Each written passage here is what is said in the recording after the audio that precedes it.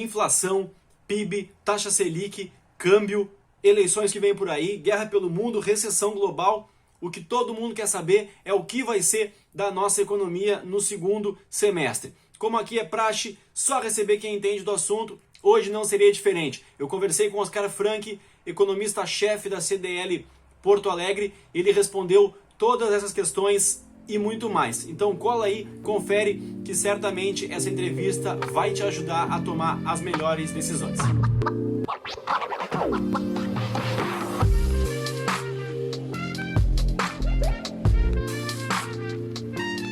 Olá pessoal, tudo bem? Eu sou o jornalista Gabriel Dutra, vamos hoje juntos aqui para mais uma entrevista.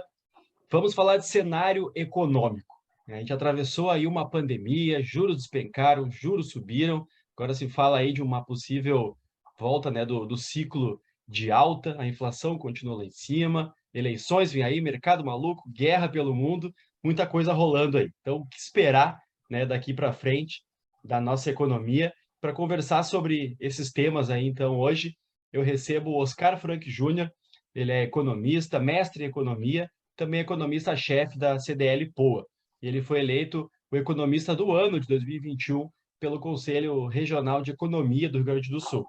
Lá nas redes sociais dele, a sua proposta é nos ajudar a entender melhor sobre economia e finanças. Então, vamos aproveitar o cara hoje aqui. Então, primeiramente, seja bem-vindo e muito obrigado pela presença aí, Oscar. Muito obrigado, Gabriel. Grato em ter recebido o teu convite, uma alegria conversar contigo e com todo o teu público. Maravilha. Quem acompanha aqui o canal sabe que eu gosto sempre de começar com uma pergunta que eu chamo de explosiva, uma pergunta polêmica, para já colocar fogo no papo. Aí contigo, claro, eu quero ir depois retomando passo a passo, com calma, mas um resumão de introdução, assim. O que a gente pode esperar aí para o segundo semestre? Dá para ter esperança que as coisas vão melhorar um pouco, que seja? Vamos lá, então. Vamos começar contando a história de como nós chegamos até aqui. Talvez essa seja uma boa forma de iniciar essa retrospectiva e de justamente dar um cenário, dar um panorama com relação ao futuro. Então, com relação àquilo que se esperava no início do ano, do que seria 2022, é inegável que nós estamos performando bem melhor. Então, a economia brasileira vem surpreendendo positivamente, e isso se deve ao fato de três vetores principais que estão atuando para que nós tenhamos essa surpresa positiva ao longo do PIB do primeiro semestre. Então, em primeiro lugar, nós tivemos a melhora do quadro sanitário e também a demanda reprimida por aqueles segmentos que mais sofreram com a pandemia, notadamente o comércio de bens não essenciais e também os serviços. Então, ambos foram bastante prejudicados com as medidas de distanciamento social. Logo, quando houve uma melhora do quadro sanitário, sobretudo a partir de fevereiro, após o pico da variante Ômicron, a gente começou a perceber isso. Segundo ponto diz respeito ao fato do impacto que a alta das commodities exerce sobre o PIB, lembrando que nós temos uma dependência considerável de produtos básicos e isso acaba exercendo uma influência considerável sobre a atividade econômica, sobre as exportações. E tem um terceiro ponto que diz respeito aos programas, às medidas que injetaram liquidez na nossa economia, ou seja, que buscaram fortalecer o caixa das famílias, incluindo ali a antecipação do 13º salário de aposentados e pensionistas, a liberação parcial dos saques do FGTS, então todo aquele rol de políticas que fizeram parte do programa Renda e Oportunidade do governo federal. Isso aconteceu no primeiro semestre. Com relação ao segundo, eu entendo que, apesar dessas medidas que foram aprovadas recentemente, incluindo aí a PEC dos benefícios e a PEC dos combustíveis, eu não gosto muito desses nomes, especialmente da PEC dos combustíveis, até porque não versou exatamente só sobre combustíveis. A gente teve a redução de ICMS de diversos tipos de bens e serviços que foram considerados essenciais. Então, além aí dos combustíveis, energia elétrica, transporte público, comunicações, o gás de cozinha, os próprios combustíveis. Então, tudo isso teve uma redução drástica de ICMS, também o governo federal reduziu os impostos federais de gasolina e etanol, PEC dos benefícios, aquela que turbinou as transferências sociais, com o Auxílio Brasil, com o Vale Taxista, Vale Caminhoneiro. Então, essas medidas, elas têm um impacto positivo, sim, sobre a atividade no curto prazo, mas, como exatamente eu acabei de dizer, isso tem um efeito que é transitório, ou seja, não vai durar para sempre. E esses efeitos eles não vão ser tão consideráveis ao longo do segundo semestre, porque nós temos uma série de desafios, nós temos uma série de vetores que vão atuar para desaquecer a atividade econômica ao longo desse segundo semestre. Entre eles, nós temos o quê? Nós temos a disrupção das cadeias produtivas globais, ou seja, em função do distanciamento social, nós tivemos aí uma desorganização da oferta de insumos e suprimentos, que acabou por elevar consideravelmente os custos dos empresários. Nós temos ainda preços e juros que estão elevados, nós temos o impacto das eleições, nós temos um cenário externo triplamente adverso, com aumento de juros nos países envolvidos, com desaceleração da economia chinesa, com o fato também de que temos aí um cenário onde permanece a guerra entre Rússia e Ucrânia, e isso também reverbera negativamente aqui para a gente, a possibilidade de uma recessão global.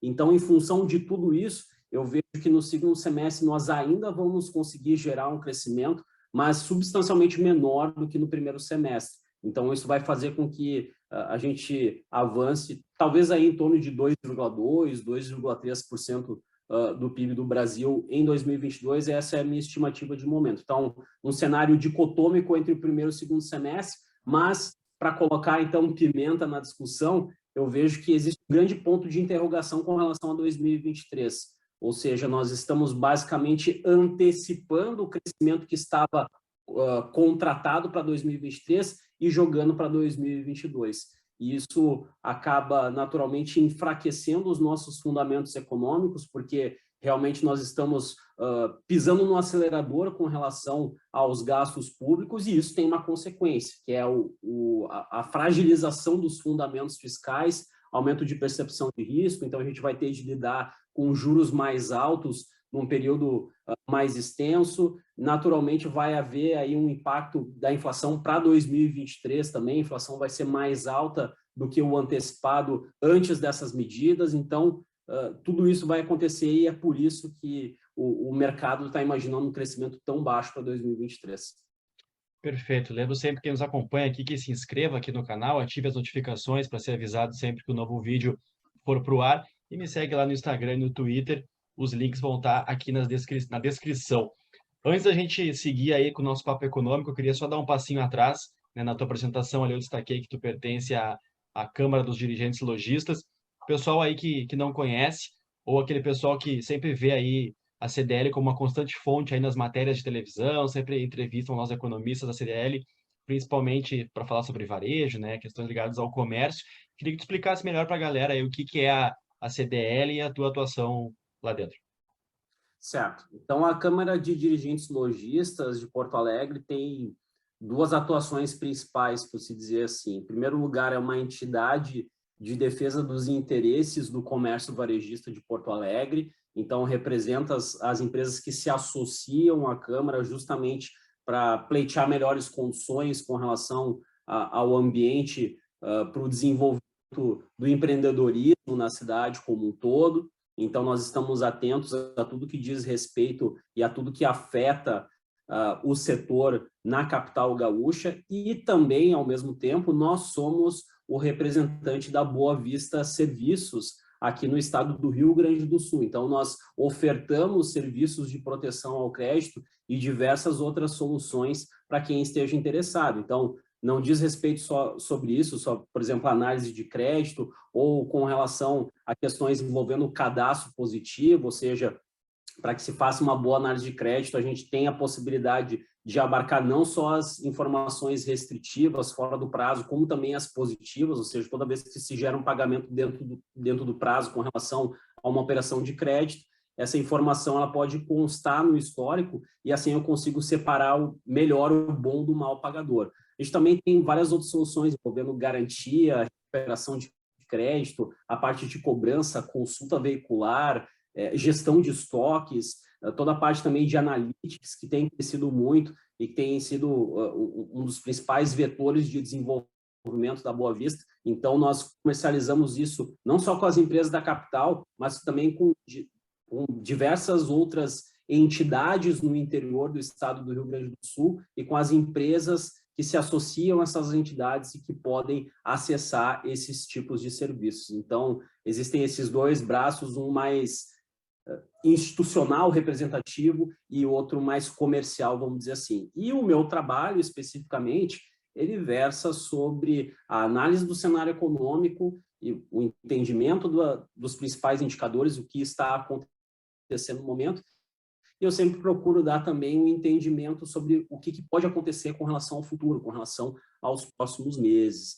Então, procuro combinar diversas variáveis com diversos indicadores econômicos e também construir previsões, prognósticos para o futuro no intuito de auxiliar a tomada de decisão do nosso público-alvo. Então, o objetivo é exatamente isso, através de relatórios escritos, através de apresentações, através do monitoramento de políticas públicas que afetam o setor varejista, que afetam também o setor empreendedor. Então, resumidamente, essa é a minha atuação dentro da CDL Porto Alegre. Falou aí sobre cenário e previsão de futuro, né? Quem acompanha o mercado deve conhecer lá o relatório Focus, que sai toda segunda-feira, que traz um compilado das expectativas do mercado, né? Dos atores do mercado para o que vai acontecer nos próximos meses e anos, de alguns indicadores ali. E a CDL também está envolvida, é responsável por ajudar nessa previsão, é isso? Exatamente. Então, nós damos essa parcela de contribuição lá para o relatório Focus do Banco Central. Lembrando, quando a gente fala do Banco Central, na realidade, o Banco Central ele só compila as previsões de mercado, ou seja, nós temos aí um pouco mais de uma centena de instituições que incluem entidades, bancos, casas de pesquisa, consultorias, assets, que enviam esses prognósticos, e aí o Banco Central divulga ali algumas estatísticas, como a mediana, por exemplo. Então, é um indicador que nós observamos semanalmente e que é digno de ser trabalhado, então, numa apresentação ou dentro de um relatório. Então, não se tem ali qual que é a previsão de cada instituição, a gente não consegue separar isso, mas nós temos a mediana, então conseguimos obter informações valiosas a partir do que o Banco Central divulga dentro desse compilado dessas informações. Então, recorrentemente, nós enviamos, claro que não para todas as variáveis disponíveis, até porque isso exige um esforço bastante grande, único e exclusivamente focado nesse âmbito, mas a gente procura, então, dar essa nossa parcela de contribuição. A gente tem 4 grandes indicadores ali, né, que o pessoal acompanha bastante, que é a inflação, o PIB, né, a taxa Selic, a taxa de juros, e o câmbio do dólar. Eu queria, se fosse possível, assim, eu vou tentar desmembrar esses 4 itenzinhos contigo e pegar um pouco da tua opinião, né? A inflação, esse ano, já acumula 7,30%, ela subiu 0,67 em junho, e até se fala em deflação no próximo mês agora, né? Ela está ainda perto de 12% do acumulado dos últimos 12 meses. Queria saber de ti as expectativas aí para a inflação. A gente deve superar, né, a meta mais uma vez esse ano. Queria saber a tua opinião aí sobre a inflação nesse ano. Exatamente. Então, o que aconteceu? A gente começou 2022 prevendo uma inflação de aproximadamente 5%, entre 5% e 5,5%, e até meados de junho, essa inflação antevista para 2022, pelo IPCA, que é o indicador oficial de inflação aqui do Brasil, chegou a 8,9%. Então, o que acabou provocando toda essa questão? A gente teve os impactos da guerra entre Rússia e Ucrânia, que acabou encarecendo não só commodities como o milho, como o trigo e também o petróleo, mas também os fertilizantes, que é algo que é especialmente caro para o setor do agronegócio. Nós também tivemos a pressão de demanda com a retomada, isso acaba acontecendo, gerando pressão sobre os preços. Então, realmente, a inércia inflacionária, então, também, que foi carregada a partir de 2021, lembrando que nós tivemos uma inflação de mais de 10% em 2021, e como a nossa economia ela é bastante indexada, a inflação do passado em muitos casos, se não toda, boa parte dela acaba sendo retroalimentada no futuro, através desses mecanismos de indexação. Quem tem aluguel sabe que o IGPM acaba atuando exatamente nesse sentido. O salário mínimo, mesma coisa, ele é indexado ao INPC. Então, é muito mais difícil promover uma desaceleração da inflação quando nós temos uma economia que é indexada como a nossa. E desde junho, essas expectativas de inflação começaram a cair. Passaram de 8,9%, como eu mencionei anteriormente, hoje estão em 7,3%. E eu creio que esse é um bom número com relação à inflação de 2022. E muito disso se deve ao efeito dessa PEC dos combustíveis, ou seja, dessa redução considerável dos impostos, que vai acabar garantindo justamente essa deflação no mês de julho, mas, verdade se diga, ainda é uma inflação muito elevada e nós temos ainda um cenário que é preocupante no tocante aos preços, porque vários preços da economia seguem crescendo, ou seja, nós temos como característica uma difusão, um espraiamento muito grande ainda de aumentos, de crescimentos dos preços. Então, esse é um outro sinal de resiliência da inflação e que sinaliza que a gente deve demorar ainda para conter os preços. E para 2023, sistematicamente, nós temos previsto inflação maior, hoje ela já está superior a 5%, bem maior do que a meta de inflação definida para o ano que vem, de 3,25%. Então, realmente, essa é uma situação que nós temos que é desafiadora, até porque o efeito dessa PEC dos combustíveis deve se esvair na virada do ano calendário, ou seja, nós temos medida que é transitória até 31 de dezembro, então, na medida que houver a normalização dos tributos, isso vai acabar acarretando no maior inflação e um novo desafio que nós vamos ter com relação a 2023. O PIB, né, o próximo indicador, tu já adiantou ali na conversa, na resposta anterior, né, mas a estimativa está em 1,93, então, né, até algumas entidades norte-americanas já estão entendendo que isso vai passar de 2%, né? Foi 1% agora no primeiro trimestre, foi 4,6% no ano passado. Então, na visão de vocês, aí também deve ser algo acima de 2% esse ano. Provavelmente, eu entendo que talvez ali 2,2%, 2,3%, de novo, poderia ser muito mais se nós não tivéssemos esse conjunto de vetores negativos que eu elenquei em uma das respostas. Então, essas medidas, elas acabam tendo o seu impacto reduzido justamente por conta dessas dificuldades, dessas adversidades no cenário. E a meta Selic, né? Talvez um dos indicadores que o pessoal mais comenta, né? Ela está atualmente em 13,25 e deve sofrer um próximo reajuste de 0,50, né? E ficar em 13,75. Esse deve ser o teto do ano, né? Vai ser o topo da curva, será? Depois disso, é a pergunta de 1 milhão, todo mundo quer saber. Exatamente. É o topo exatamente. da montanha-russa? Então, essa é uma excelente pergunta. Eu creio que talvez seja uma das principais que esteja balizando os debates econômicos que nós temos com relação ao Brasil. Há quem diga uma quantidade expressiva da parcela do mercado que afirma que nós não teremos condições de apenas dar mais 0,5 ponto percentual nessa reunião do Copom programada aí logo no inicinho de agosto, até porque nós tivemos uma piora sensível do âmbito fiscal, ou seja, nós tivemos uma fragilização dos fundamentos das contas públicas, justamente porque nós pisamos no acelerador com relação aos gastos. Então, nós temos uma estimativa da instituição fiscal independente que diz que um conjunto de medidas aprovadas fora da regra do teto, que já alcança algo em torno de 1,5% do PIB, o que dá algo superior a 100 bilhões de reais. Então, é um montante bastante expressivo e o receio, na realidade, não é de que, ao aumentarmos os gastos, nós teríamos uma situação em que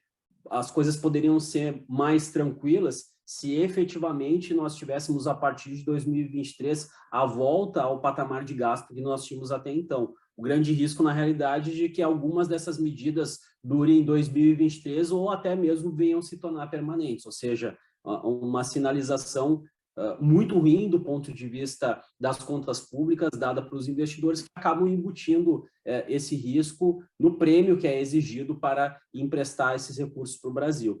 Então, nesse momento, né, a situação como está dada hoje é de que a gente vai, então, chegar a esses 13,75%. Há quem diga que a gente vai precisar estender esse ciclo, só que a próxima reunião do Copom, marcada para setembro, vai estar faltando algo em torno de 15 dias para as eleições. Eu vejo isso como sendo muito pouco provável que isso aconteça, até porque o Copom ele tem esse hábito de, em momentos anteriores às eleições presidenciais, de manter a trajetória da taxa de juros estável. Então, se a gente for olhar séries históricas, 2010, 2014, 2018, 6 meses antes, aproximadamente, das eleições, o Copom sempre manteve a taxa de juros, para que não houvesse nenhum tipo de sinal, seja contra ou a favor do governo, seja a política monetária se mantinha neutra.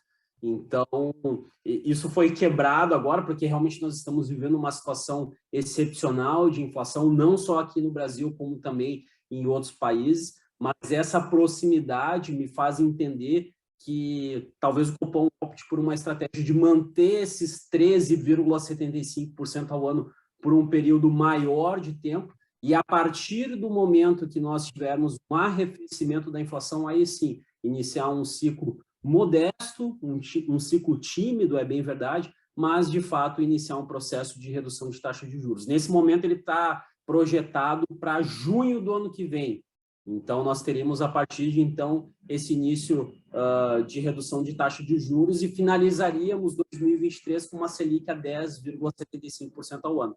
Agora, se nós tivermos uma alteração, eu não entendo que o viés seja de baixa com relação à taxa Selic, até porque nós temos tido sistemáticas surpresas positivas com relação à inflação, positivas no sentido de vir acima daquilo que é esperado.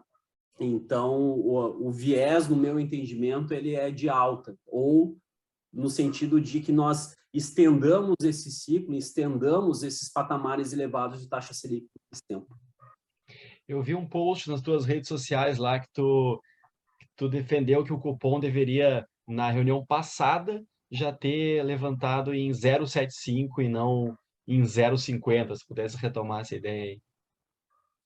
Então, eu entendi ali à época que justamente esse fato de que nós tínhamos tido uma aceleração das taxas de juros lá nos Estados Unidos, além do que estava se imaginando, o fato também de que nós já estávamos incorrendo em riscos fiscais por escolhas próprias nossas com relação à concessão de gastos, então toda essa piora do ambiente econômico, do fato também de que, à época, a gente ainda tinha surpresas inflacionárias acima do que aquilo se esperava, então tudo isso me fazia crer de que o Banco Central ele deveria ter sido um pouco mais agressivo nesse ciclo de elevação de taxa de juros. Eu não quero o mal do país ao desejar isso, muito pelo contrário, a questão é a seguinte: eu entendo que o quanto antes a gente faz o dever de casa, mais rapidamente a gente consegue gerar a estabilidade monetária e consegue depois iniciar um processo de redução de taxa de juros. Quanto maior a demora nesse processo, mais difícil é esse objetivo, ou seja, nós acabamos patinando nesse sentido, e para se alcançar as respectivas metas de inflação, nós levamos mais tempo. Então, eu creio que é muito melhor a gente incorrer num custo maior a curto prazo, para que no médio e no longo prazo a gente consiga obter mais benefícios. Aquela coisa, né? Toma um xarope num gole só que passa mais rápido e faz efeito. Exatamente. Essa lógica é perfeita. Então, eu creio que isso também é válido no âmbito da política monetária, das decisões do governo. Então, incorre num custo maior hoje, no curto prazo, para colher, então, os frutos, os benefícios mais adiante. Eu queria entender de ti, assim, eu tenho visto bastante gente falando que a gente está com uma inflação muito mais por custos, né, do que por demanda, por economia aquecida, né? Os combustíveis subiram bastante, tem a questão do câmbio, e aí isso impactou muito mais a inflação. E aí, se a elevação dos juros para combater, né, essa inflação, se funciona, se a elevação dos juros não é mais eficaz na desaceleração da economia, que não é o caso. Na realidade, eu tenho alguns questionamentos com relação a essa tese, inclusive é algo do qual o próprio Banco Central comunga, porque o que acontece é o seguinte, nós tivemos aí, de fato, uma desorganização da oferta a partir das medidas de distanciamento social, mas vários indicadores relativos à oferta, eles já retomaram seus padrões normais, como, por exemplo, os indicadores de mercado de trabalho. Tem vários países que já retomaram o nível de emprego em relação ao patamar pré-pandemia. Por outro lado, nós tivemos um aumento brutal de injeção de recursos desde o início da época da Covid-19. Então, só para que se tenha uma ideia, existe uma estimativa do FMI de que, do ponto de vista fiscal, então, redução de impostos, aumento de gastos, os governos injetaram 6 trilhões de dólares. Então, é algo sem precedentes na história econômica mundial e, do ponto de vista monetário, então, benefícios pelo lado do crédito, redução de juros, a estimativa é de que tenha sido injetado 7 trilhões de dólares.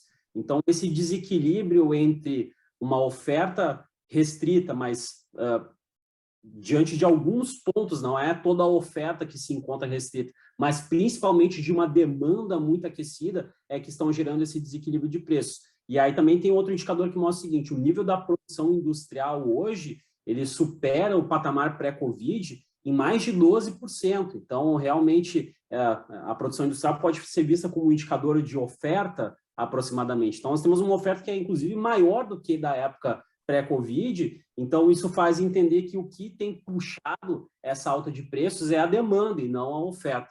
E, nesse caso específico, o que acontece? De fato, nós temos algumas situações que acabam fazendo com que, por exemplo, o preço do petróleo e dos seus derivados acabe aumentando por conta de um choque relacionado, por exemplo, à guerra entre Rússia e Ucrânia. Agora, a questão é exatamente essa. O aumento do preço do petróleo, ele não fica só restrito a um determinado grupamento de produtos, ele reverbera sobre toda a cadeia econômica. Então, na medida que o petróleo fica mais caro, os combustíveis ficam mais caros, os serviços de frete ficam mais caros. Então, quando se aumenta a taxa de juros, o objetivo não é mudar o preço do petróleo em si, até porque a gente não tem grandes capacidades de afetar a oferta, mas de atuar sobre esses efeitos secundários, ou seja, sobre todos esses impactos que acabam acontecendo na cadeia econômica. Então, é por isso que o Banco Central atua sobre os juros, para conter esses outros efeitos que nós temos sobre a economia e evitar uma espiral inflacionária, que poderia realmente trazer grandes danos, grandes prejuízos para a nossa economia. Maravilha. E aí, chegando no nosso último indicador ali do Focus, o câmbio, né? O pessoal vê o dólar valorizando, mas o pessoal tem que entender que é o real que desvaloriza, né?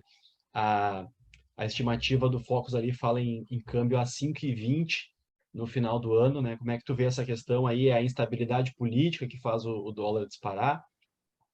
Na realidade, o dólar sempre é uma caixinha de surpresas. Disparado é a variável mais difícil de se prever e, de fato, o que a gente está observando é um dólar muito forte, não só em comparação com o real, como também com outras moedas. Então, essa possibilidade de recessão global naturalmente faz com que os investidores busquem proteção no dólar. A gente também tem o fato de que o Banco Central americano deve subir aumentando os juros numa velocidade considerável ao longo dos próximos meses. Então, a gente deve finalizar esse ciclo lá nos Estados Unidos talvez com 4% ao ano, 4,25% ao ano, que é uma taxa de juros considerável. Então, isso naturalmente suscita com que muitos investidores levem os capitais que estão aplicados em mercados mais arriscados, em mercados emergentes como o nosso, para a economia americana.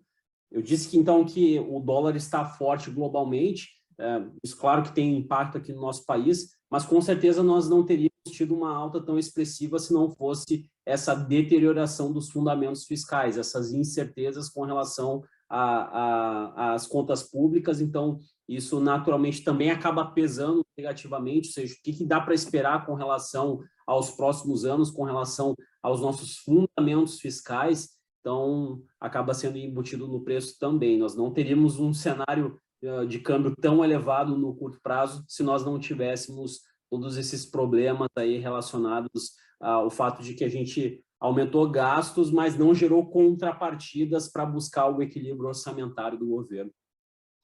A gente comentou no início lá que a gente vê sempre a CDL sendo a balizadora ali para dar a sua opinião ali sobre as perspectivas do varejo ali, do comércio.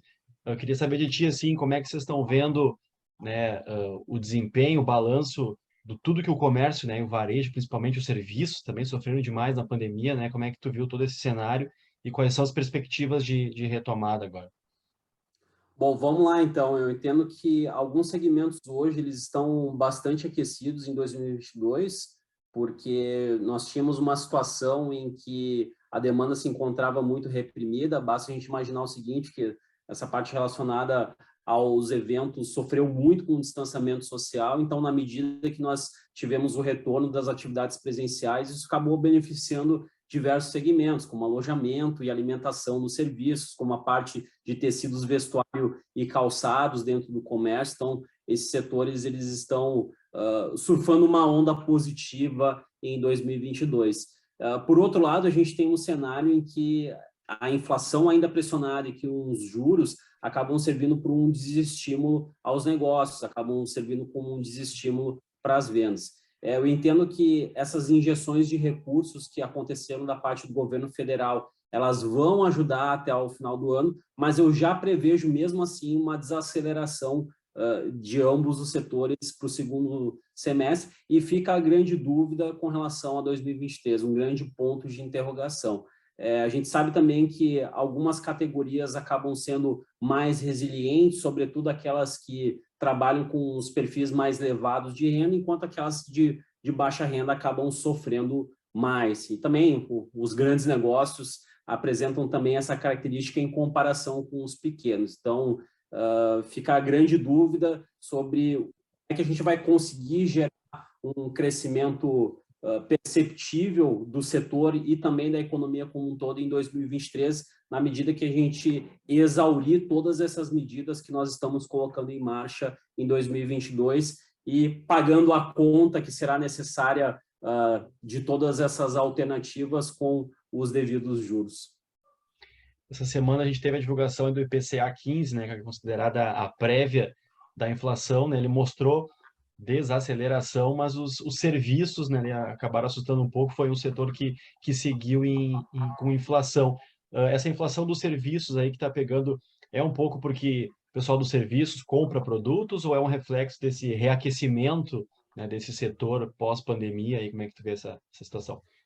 O que acontece é que a inflação de serviços ela também é bastante atrelada ao comportamento do mercado de trabalho. O mercado de trabalho, nós estamos com uma taxa de desemprego que não se via ao longo desses últimos 6 anos, né? Então, a retomada considerável da geração de emprego acaba fazendo, então, com que, aliado ao fato de que nós temos aí essa demanda que ainda permanece reprimida pelos serviços, essa dupla combinação faz com que essa resiliência dos preços do setor, ela permaneça no curto prazo, e é algo a gente monitorar, sim, para sinalizar exatamente isso. Nós tivemos uma redução considerável justamente daqueles itens que foram beneficiados pelas medidas do governo. Na realidade, o índice captou, em parte, justamente por conta desse calendário de obtenção de dados. O indicador cheio de julho vai mostrar, então, uma deflação, porque já pega uma janela em que essas medidas passaram a fazer efeito por mais tempo, mas, de novo, a gente não... Nós estamos encontrando um paliativo para a inflação no curto prazo. Então, o problema ele ainda permanece e vai se constituir, sim, um desafio para 2023, e a gente sabe que isso repercute sobre a política monetária. Então, o Banco Central ele não vai reduzir as taxas de juros enquanto a inflação se mantiver pressionada no curto prazo, enquanto as expectativas não derem um sinal de que vão começar a desacelerar. Perfeito. Queria te trazer mais para perto da hélice agora, o campo mais polêmico. Eu queria saber de ti, assim, como é que tu viu a condução econômica dos governos, né, durante a pandemia, tanto o governo federal como estados e municípios, e não só a questão econômica, mas de conseguir fazer esse balanço, né, os lockdowns. Eu acredito que teve muito imerso nessa questão toda aí, esse tempo que a gente passou. Então, os desafios de fazer esse equilíbrio, né, entre a saúde, as vidas, mas preservar a economia também. Como é que tu viu a condução aí das diferentes esferas aí nessa questão. Eu vou falar de um ponto de vista mais global, do que foi adotado praticamente como regra em todo o mundo. Então, ficou bastante claro que os governos eles preferiram pecar pelo excesso ao longo desse período pandêmico. Eles despejaram grandes quantidades de recursos nos mercados, e isso diz respeito às causas que nós temos, não só da inflação, como da crise logística que nós estamos vivendo nos dias de hoje. Nós ainda vamos sentir por muitos e muitos anos esses efeitos, principalmente em função do aumento significativo que nós tivemos, não só com relação ao endividamento público, como também do endividamento privado.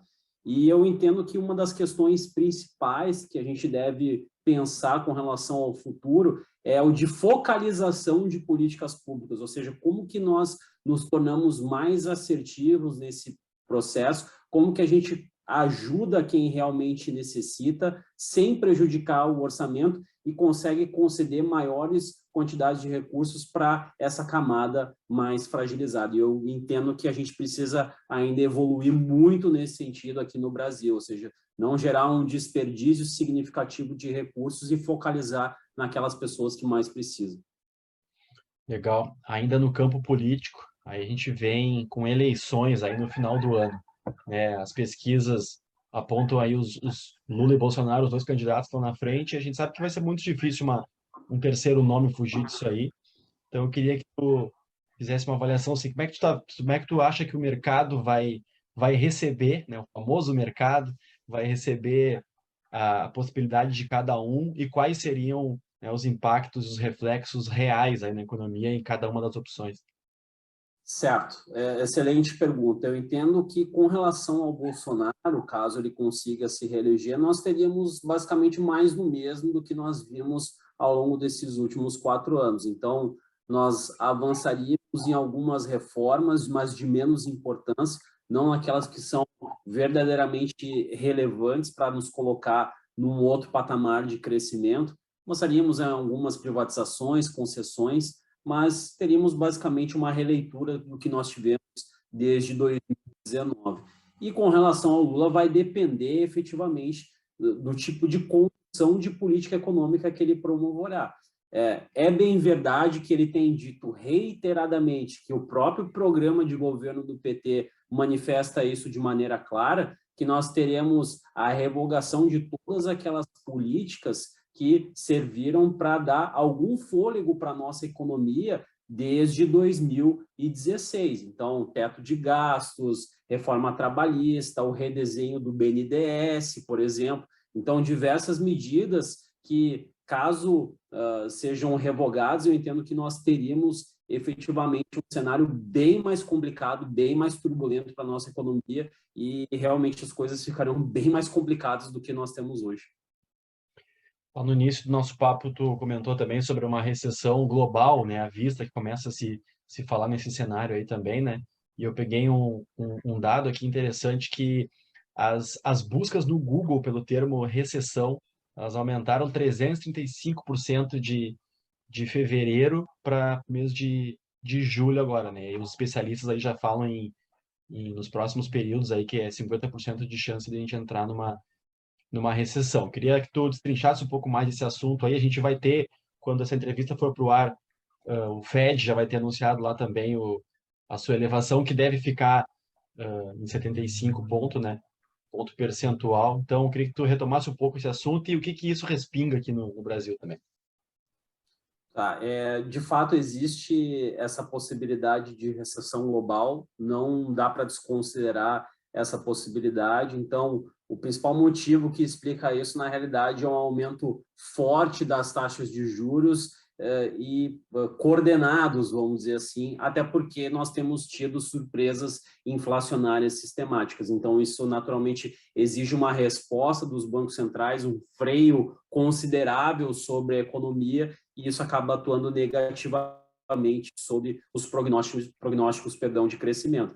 A gente também deve ter uma menor demanda reprimida ao longo desses próximos meses, na medida em que a gente retoma a normalidade depois do pior momento da Covid-19. A gente também tem algo que é especialmente sensível para a Europa, que diz respeito aos impactos da guerra entre Rússia e Ucrânia, de todo esse encarecimento do custo energético que tem acontecido lá, dessas restrições também que estão ainda em vigor na China, em função da política de Covid-0. Então, nós tivemos aí mais de 2 meses em que houve lockdowns severos, principalmente na região de Xangai. Isso derrubou diversos indicadores, como a produção industrial chinesa, por exemplo. Então, expectativa com relação ao PIB do segundo trimestre da China é bastante desalentadora, né? E com relação aos próximos períodos, fica a grande dúvida, porque existe uma dicotomia entre uma meta de crescimento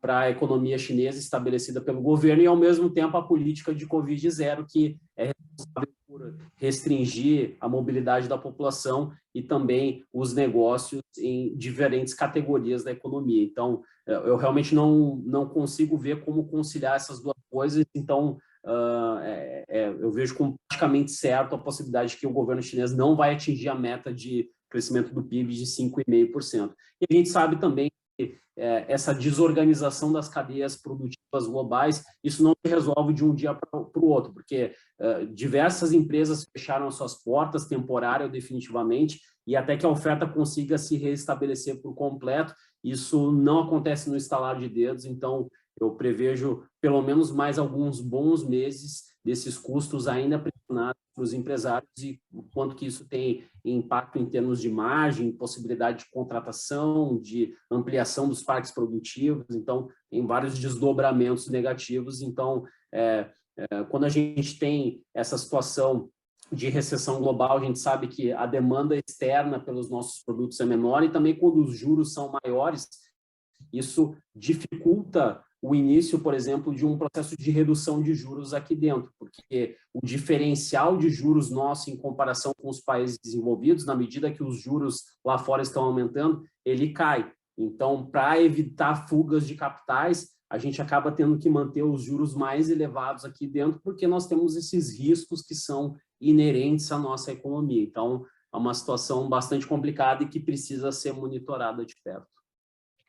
Falando de Estados Unidos especificamente, né, a gente viu norte-americanos aí enfrentando inflação a níveis brasileiros, aí, a coisa que há muito tempo não se via, e a reboque disso, a taxa de juros deles também aumentando. Tu acha que a gente saltou na frente, pelo menos, assim, a elevação dos juros norte-americanos que vieram de um tempo menor para cá? Tu acha que pelo menos nisso o Brasil saltou na frente nessa aceleração? Como eu vi alguém comentando esses dias numa live, tem que ser muito experiente, antigo no mercado para ter visto os Estados Unidos uma taxa de inflação e juros dessa maneira. Sim, eu entendo que esse talvez seja um dos pontos positivos. Então, nós iniciamos esse processo já desde março do ano passado. Então, entendemos que não será mais tão necessário aumentar ainda em um ritmo muito forte, em um ritmo muito acelerado ainda as taxas de juros. Então, se nós não vamos terminar esse ciclo na reunião do Copom do início de agosto, pelo menos eu creio que nós estamos próximos, ao passo que para os países desenvolvidos essa não é uma realidade. Então, eles ainda terão que elevar as taxas justamente para frear a economia e tentar debelar o processo inflacionário. Então, de fato, eu vejo esse como sendo uma questão, como sendo um fator positivo que nós tivemos aqui no nosso país. Trazendo o papo para as pessoas, né? A gente fala muito de número, né? Mas a gente tem que sempre lembrar que os números quem faz são as pessoas, né? A CDL lançou recentemente um indicador de inadimplência de pessoas físicas, né? E ele indicou lá que a parcela da população que tem ainda algum grau de restrição, cheque especial, algo assim, atingiu 29% em maio, no Rio Grande do Sul, mas que é levemente superior, mas bem parecido com a média nacional, que é 28%. Queria te trazer mais para o lado da educação financeira, assim, tu ainda acha que as dívidas, a inadimplência, essa má gestão das finanças pessoais ainda é a pedra no sapato que impede o brasileiro de se organizar? Olha, é um fator considerável. Eu entendo que a falta de educação financeira é um dos motivos que ajuda a explicar o porquê que nós temos taxas de juros tão elevadas aqui no nosso país. E apenas para que tu tenha uma ideia e também o nosso público, nós tivemos aí testes que foram conduzidos pela OCDE, do PISA, que na realidade procura medir as habilidades com relação à matemática, leitura e ciências, mas teve uma edição especial que procurou medir a capacidade de educação financeira dos adolescentes, se não me engano, de 15 anos, então, para verificar a proficiência deles com relação a questões relativas à educação financeira. Então, os países de primeiro mundo tiveram um desempenho bem do que o nosso, e entre 20 nações que foram investigadas, nós ficamos na 17ª colocação. Então, é um diagnóstico muito claro de que nós temos um problema e do quanto que nós estamos defasados em comparação com os principais países. Então, eu entendo que, em primeiro lugar, se a gente estiver falando de família, é necessário que os pais deem um exemplo, porque se os pais são desorganizados do ponto de vista financeiro, muito provavelmente a probabilidade de que os filhos venham a replicar esse comportamento acaba sendo maior. E eu entendo que também seria benéfico que nós criássemos uma diretriz organizada dentro do ponto de vista do sistema educacional para incutir nossas crianças alguns valores que são importantes, como receitas, gastos, a importância de se poupar, juros, enfim, tem vários conceitos econômicos que, se ensinados de uma forma lúdica, podem fazer muito diferença e que acabam sendo carregados nas decisões até na vida adulta. Então, eu creio que um trabalho de base nesse sentido é bem importante para tentar mudar essa realidade.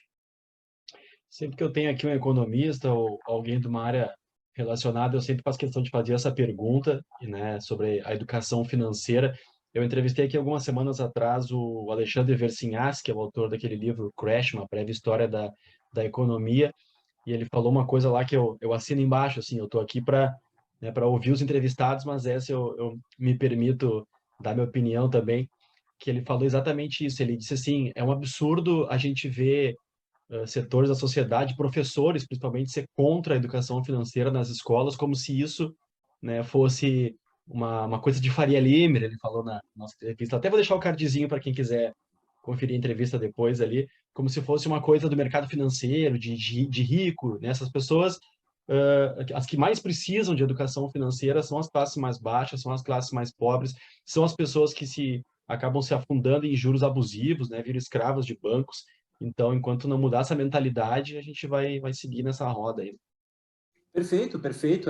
Esse é um dos motivos que, inclusive, ajuda a explicar e torna as desigualdades sociais maiores. Então, ao ter educação financeira, eu tenho mais condições de justamente tornar a sociedade menos desigual, que é o que tantos desses políticos que são contra, justamente querem.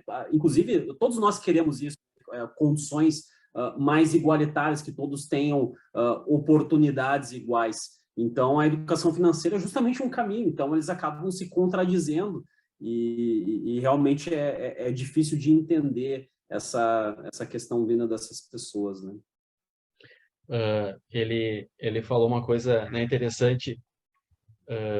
A educação financeira é coisa de gente rica. Cara, muita gente rica, muita gente do mercado também não tem educação financeira, só que eles têm dinheiro para fazer besteira, né? E quem mais precisa, quem vai acabar se ralando com os erros são as classes mais pobres, né?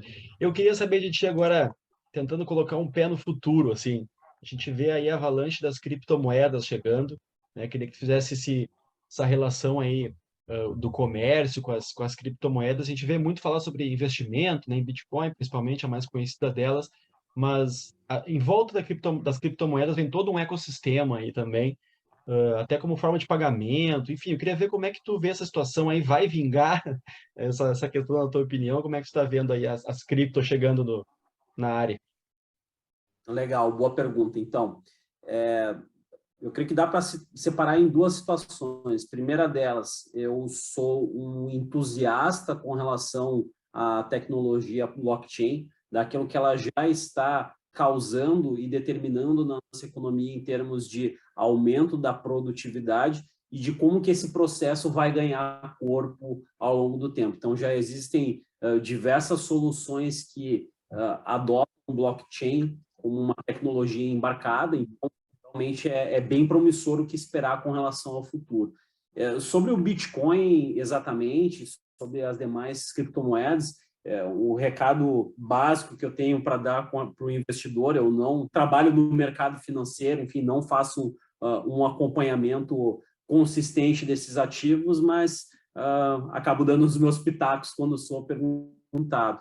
Mas o básico, é entender que o ativo ele ainda guarda uma grande volatilidade e que o investidor ele deve alocar apenas uma parcela pequena do seu capital, ou seja, aquilo que realmente não vai tirar o sono dele caso se tenha uma baixa considerável dessas moedas. Então, acho que o investimento ele é válido, sim, ele pode acontecer, mas ponderando essa situação, ou seja, não adianta eu queimar meu patrimônio, não adianta eu, por exemplo, vender minha casa, vender o meu carro, colocar tudo em Bitcoin e ter esperança de virar milionário daqui a 5 anos, ou bilionário, enfim. Não é esse o objetivo. Eu entendo que isso pode acontecer como uma estratégia de investimento, mas que isso deve respeitar determinadas regras. Mas hoje, no momento, o que eu vejo como sendo muito mais promissor é a tecnologia blockchain, quanto que isso pode efetivamente nos colocar num outro patamar de produtividade, crescimento e gerar N soluções com relação aos mais diversos ramos da nossa economia. Entre os próprios entusiastas das criptomoedas, a gente vê algumas ramificações, assim, e uma provocação que eu queria te fazer também. O pessoal luta sempre pela regulação, né, das criptomoedas, para que até dê uma certa segurança para quem investe, mas aí tu citaste ali a blockchain, né, as finanças descentralizadas. Não fica contraditório uma regulação no mercado que é feito para ser descentralizado, que é feito para não ter órgãos reguladores? Esse é o grande X da questão. O regulador ele vai precisar encontrar um meio termo com relação a isso, até porque o próprio princípio é tu gerar essa desintermediação financeira justamente visando o atendimento de casos mais específicos e o acirramento da concorrência. Então, propiciando juros mais baixos, condições mais facilitadas. A ideia das finanças descentralizadas é exatamente essa. E aí o regulador precisa, vamos dizer assim, entender qual que é esse jogo, de modo que ele possa efetivamente exercer um controle, mas sem quebrar essa essência. Então, é um desafio muito grande do ponto de vista da regulação. Não sei exatamente como isso vai acontecer, eu só espero que nós não tenhamos essas expectativas frustradas, que não tenha uma regulação que seja capaz de desincentivar a criação de soluções que possam ser bastante úteis para o crescimento futuro da nossa economia. Perfeito. Para a gente já ir caminhando para o final aqui, eu quero já te agradecer de antemão aí a tua participação, tua presença, todos os conhecimentos compartilhados aí. Deixar à vontade se quiser comentar mais algum tema aí que tu acha importante, que a gente não abordou, e deixar livre aí também para tu dizer teus contatos, tuas arrobas nas redes sociais aí, como é que o pessoal acompanha teu trabalho lá e conhece teus conteúdos também. Legal, Gabriel. Muito feliz em ter participado aí do teu programa. Eu espero que tenha sido útil para todos que estão nos vendo, nos assistindo, nos escutando. Realmente muito feliz em ter feito parte disso. Agradeço aí o convite, a oportunidade. E com relação às minhas redes sociais, eu procuro me manter bastante ativo, compartilhando análises, compartilhando também quais são as minhas visões com relação aos principais indicadores econômicos, o que esperar com relação ao futuro.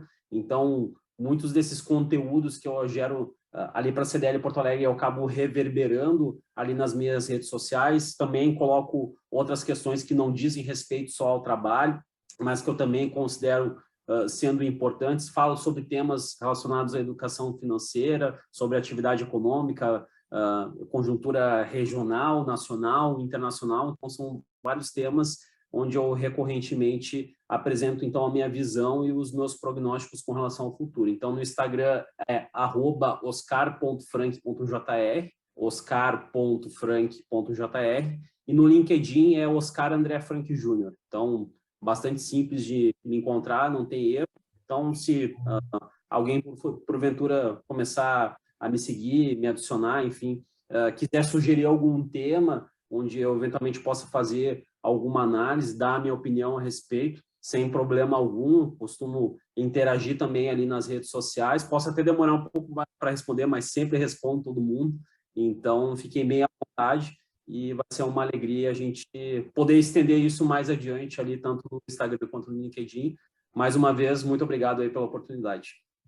Maravilha, eu que agradeço. Então, lembrando aí quem nos acompanhou até aqui, que se inscreva aqui no canal, ative as notificações, segue o Oscar, segue o Gabriel Dutra lá no Instagram. Envie esse vídeo aqui para os teus amigos, colegas familiares que gostam desse assunto, que certamente eles vão gostar. E quem não gosta, enche o saco deles lá, porque eles têm que se inteirar mais das questões econômicas aí do país. Vou bater sempre nessa tecla. E curte, comenta aqui o vídeo para que ele chegue para mais e mais pessoas e eu consiga manter as entrevistas semanais aqui, trazer caras interessantes, bacanas e qualificados, assim como o Oscar, e te agradecer de novo aí pelo teu tempo, né? Aquele clichê, tempo é dinheiro, tá sempre valendo. E muito obrigado aí parabéns e obrigado aí pela presença e parabéns pelo trabalho. Muito obrigado, Gabriel. Te desejo também um ótimo trabalho e até a próxima aí, se Deus quiser. Um abraço. Maravilha. Obrigado aí, até mais. Até a próxima. Tchau, tchau. Tchau, tchau.